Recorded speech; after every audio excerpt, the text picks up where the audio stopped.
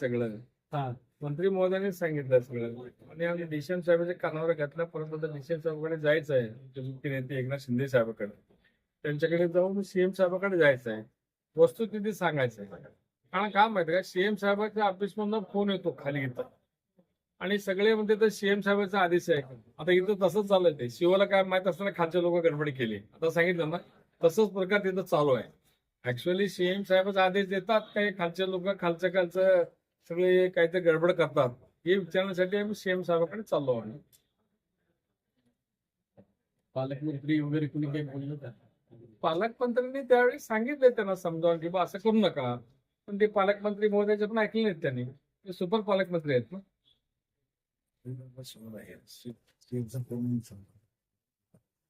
हवालदार सांगते आमच्या तालुक्यातलं, मला सीएम साहेबांचा फोन आला म्हणून. आता मी गृहराज्यमंत्री होतो, साधा लहान गृहराज्यमंत्री.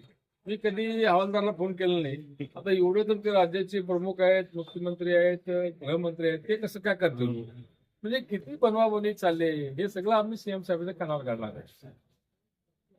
मध्ये धामणगाव वैराग तालुका बार्शी इथे झाले असून तरी पण 2025 ला बदली होऊन सुद्धा तात्कालीन तिथला आमचा एमओ त्याला रिलीफ केलं नाही. नियमाप्रमाणे बदली झाल्यावर संबंधित अधिकाऱ्यांनी रिलीफ करणं महत्वाचं आहे.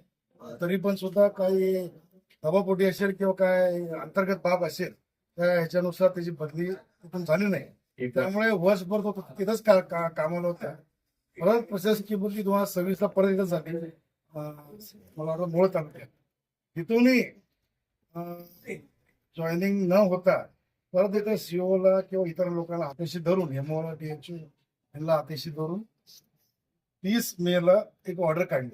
पण वस्तुस्थिती बघितली की ती फाईल जुलै 9 आणि 10 मध्ये सीओ साहेबांकडे आली.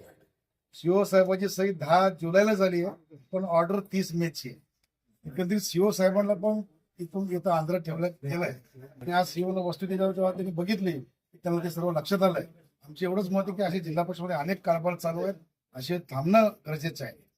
आणि सध्याला सदस्य पण नवीन आहेत, सदस्यांना माहिती व्हायलाच एक वर्ष लागणार आहे. गेल्या 4 वर्षात असे भरपूर अधिकृत कामं चालेल.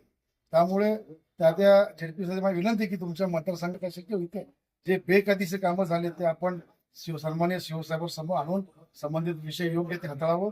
आणि जी मी आज मागणी केली शिवसाहेबांना त्या वस्तुस्थितीवर जे कोण दोषी आहेत त्यांच्या कारवाई व्हावी एवढी मी त्यांना विनंती